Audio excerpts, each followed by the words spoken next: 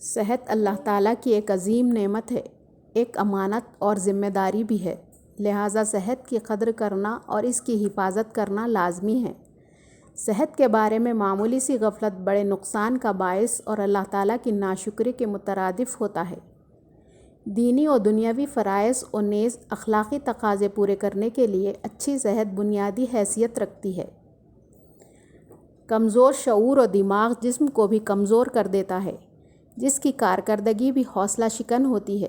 جب زندگی امنگوں، ولولوں اور حوصلوں سے محروم ہو اور ارادے کمزور اور جذبات سرد و مضمحل ہوں تو انسان مایوسی کا شکار ہو کر معاشرے کا ناسور بن سکتا ہے۔ یہ زندگی کا ضیاع اور اللہ تعالیٰ کی سخت ناشکری ہوگی۔ اللہ تعالیٰ نے اپنے عظیم کلام میں واضح انداز سے فرمایا ہے کہ انسان اپنی صحت اور تندرستی کو بہتر بنائے اور اس کا خاص خیال رکھے۔ مومن کو اقامت دین کی جس عظیم ذمہ داری کی سعی کرنی ہے، اس کے لیے لازمی ہے کہ اعلیٰ دماغی و جسمانی صحت و قوت ہو، مضبوط ارادے، بلند حوصلے، پرجوش ولولے اور اعلیٰ جذبات ہوں۔ ایسے ہی افراد سے زندہ قومیں بنتی ہیں جو دنیا میں اپنا مقام پیدا کرتی ہیں اور آخرت میں سرخرو ہوتی ہیں۔ ہمیشہ پرعزم، خوش و خرم، حشاش بشاش اور چاق و چوبند رہیے۔ سوچ و فکر بلند رکھیے اور مثبت سوچ، رویے اور طرز زندگی کو اپنائیے۔ مسکراہٹ اور زندہ دلی سے زندگی کو آراستہ کرتے رہیں۔ غم و غصہ، رنج و فکر، حسد، جلن، بدخواہی، بد کلامی اور بدظنی سے دور رہیے۔ یہ سب معدے کو بری طرح متاثر کرتی ہیں۔